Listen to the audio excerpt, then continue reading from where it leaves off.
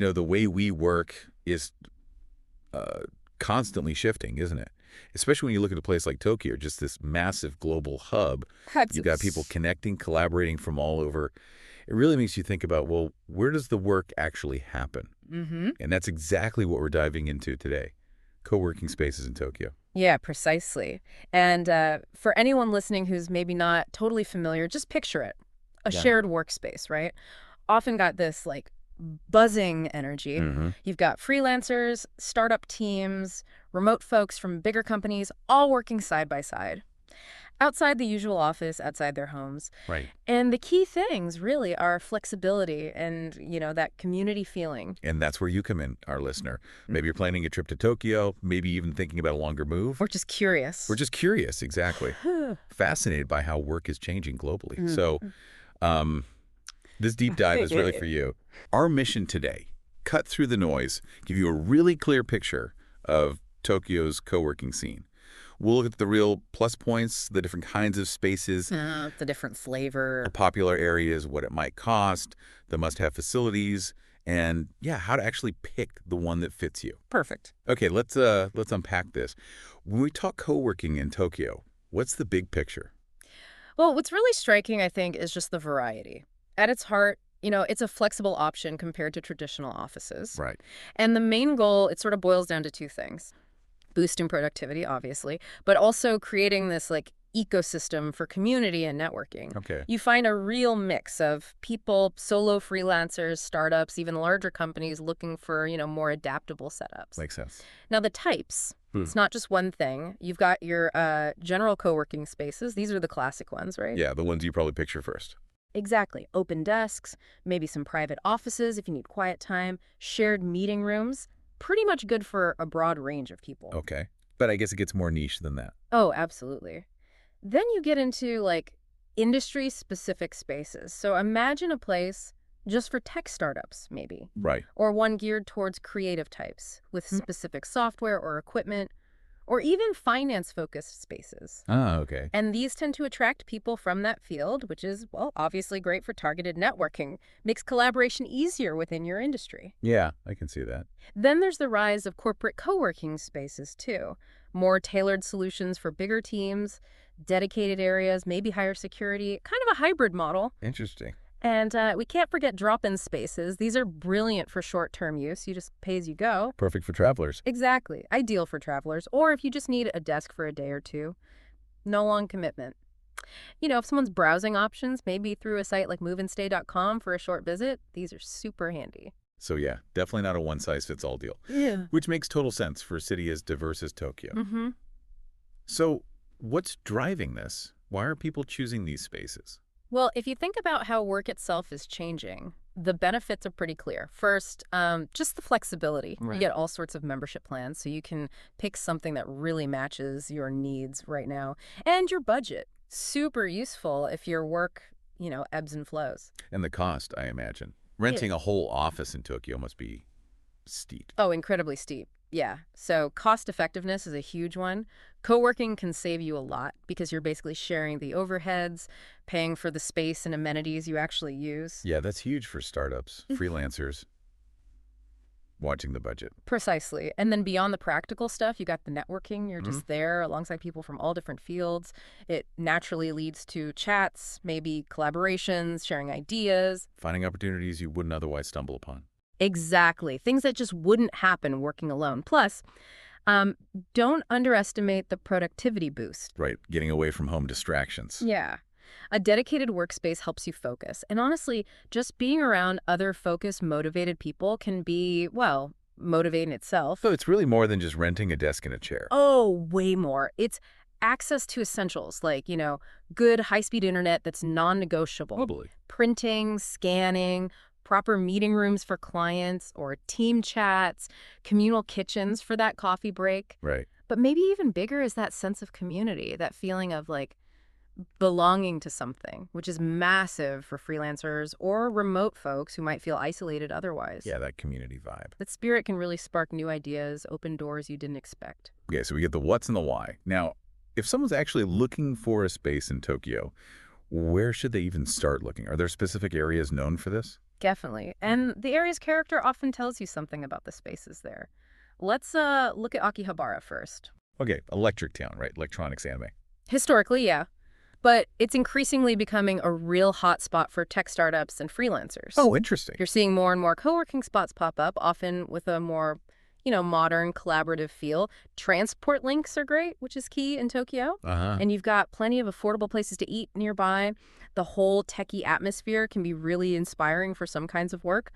Again, for someone maybe using moveandstay.com for a flexible workspace on a visit, Akihabara has some neat drop-in options too. Huh. Didn't necessarily picture Akihabara for co-working, but it makes sense how areas evolve. What about somewhere more traditionally business-focused? Okay, so then you've got Ginza. If you're looking for a more premium, upscale experience, Ginza's the place. High-end shops, fancy restaurants. Exactly. And the co-working spaces reflect that. They tend to attract more established businesses, finance, luxury goods, fashion, that sort of crowd. Right. Pricier, I assume. Generally, yes. Definitely pricier than Akihabara. But you get the prestige, the networking opportunities with a certain type of clientele. Transport's excellent. You're near iconic landmarks. It's a choice if you want your workspace to project, established success. Okay, so Akihabara for maybe a techie, edgier vibe. Right. Ginza for polished and established. Is there another key area people should know? I'd say Shinjuku is a big one. It's just such a dynamic, bustling hub. You've got everything there, huge corporations, entertainment. It's always buzzing. Yeah, Shinjuku Station is intense. Insanely busy, which means fantastic transport links. And because it's so diverse, you find a really wide range of co-working spaces, something for pretty much every budget and need. Okay. And the mix of businesses there is huge, so great networking potential across many sectors. Places like Spaces Akasaka, while technically Akasaka, are really well located near Shinjuku, offering that kind of accessible, well-equipped option you find in these central areas. Right.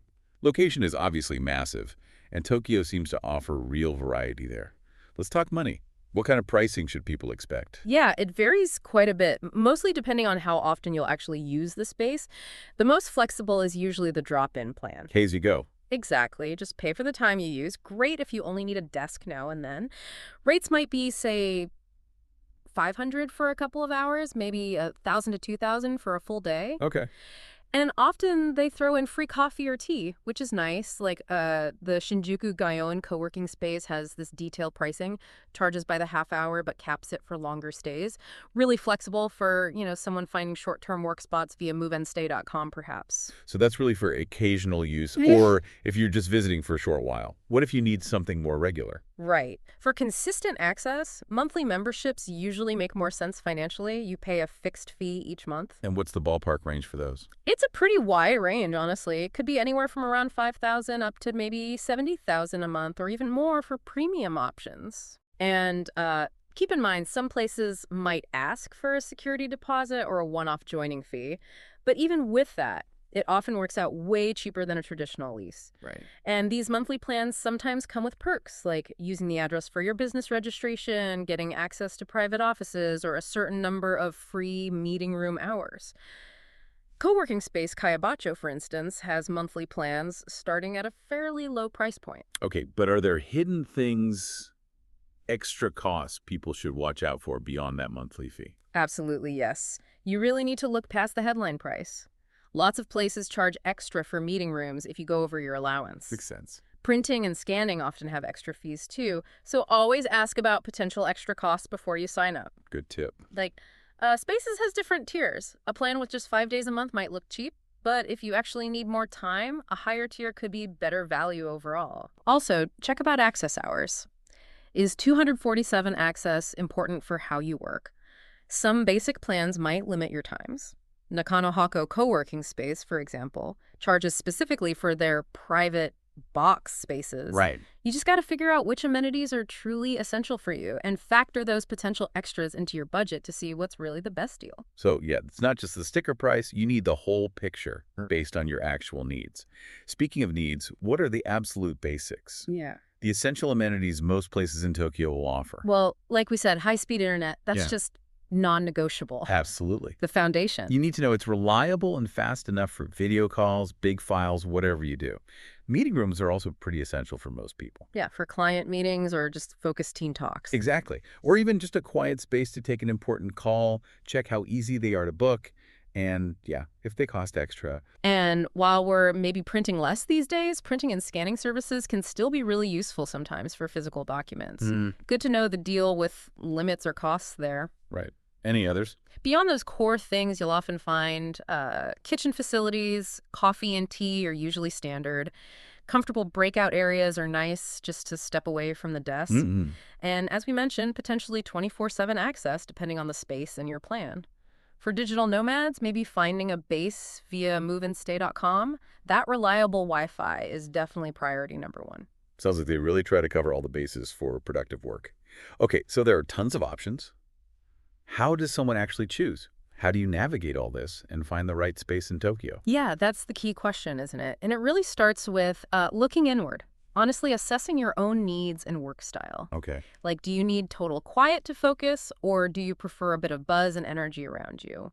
Is a dedicated desk, your own space, crucial, or is hot desking fine? How often will you actually be there? What amenities are absolute must-haves versus nice-to-haves? What's your realistic budget? And what kind of atmosphere or vibe do you think you'll work best in? So really understanding yourself first. Exactly. Make a list. Prioritize. Okay. What else should people weigh up? Location is huge, right? Especially in a city like Tokyo. Yeah, commute times can be brutal. Totally. So think about convenience. How easy is it to get to from home or wherever you'll be coming from? Is it near good public transport links? Right. What about nearby shops or restaurants for lunch or errands? A good location saves time and hassle every single day. Akihabara, for example, gets called out specifically for its great transport connections. Fair point. And then don't forget the community aspect. This is a big draw for many people. The networking potential we talked about? Yeah. How important is that for you? Some spaces really focus on building a strong community, organizing events, workshops, social gatherings. If making connections is high on your list, look for a space that actively encourages that. So productivity, location, community, finding the right balance. Exactly. It's about finding a place where you can work well, feel comfortable, and maybe connect with interesting people too. That makes a lot of sense. Now, thinking specifically about digital nomads, maybe people passing through, perhaps using a platform like moveandstay.com to sort out short-term accommodation and a workspace. Any particular advice for them? Yeah, for nomads, the priorities often shift slightly. Flexibility becomes even more critical. Right, shorter stays. Exactly. So drop-in plans or maybe weekly passes are usually the way to go. No long-term tie-ins. And easy access from major train stations or subway hubs is super important if you're moving around the city a lot. Makes sense. Those drop-in spaces we mentioned earlier are pretty much tailor-made for this. Facility-wise, obviously, rock-solid, high-speed Wi-Fi is paramount. The absolute essential. Can't function without it. Comfortable workstations, 2 decent chairs, enough desk space for longer sessions. Access to meeting rooms or quiet spots for calls is really valuable for remote meetings. And the practicals. Reliable printing, scanning, plenty of power outlets. Some places might offer extras nomads appreciate, like secure lockers, private phone booths for calls, maybe even nap rooms for a quick recharge.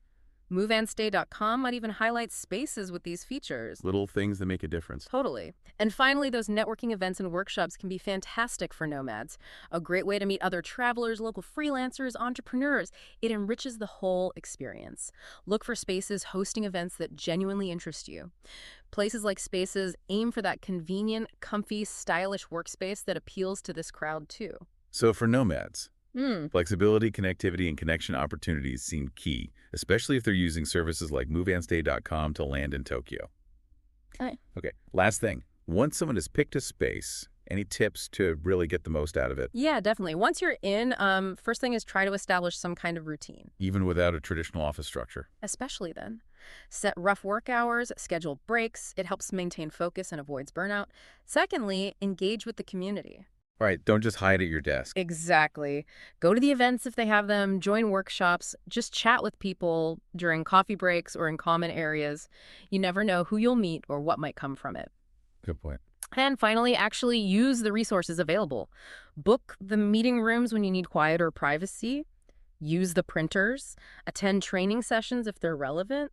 Don't be afraid to ask the staff how things work. Make the most of what you're paying for. Precisely. A good space should have what you need to be effective, so take advantage of it all. Great. Really practical advice there. Yeah. So to kind of wrap up our deep dive here, we've journeyed through Tokyo's pretty dynamic co-working scene. Yeah, quite a landscape. We've looked at what they are, the different types, the big benefits, flexibility, cost, networking.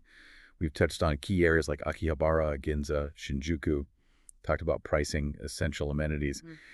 And ultimately, finding that perfect spot really comes down to you, doesn't it? Your work style, your budget, where you want to be, the kind of community you're looking for. Absolutely. It's personal. And, that leads to a pretty interesting thought to leave people with, maybe. Okay. Well, given this massive global shift towards flexible work, how are these shared workspaces going to keep evolving? How will they reshape our professional lives, not just in Tokyo, but everywhere?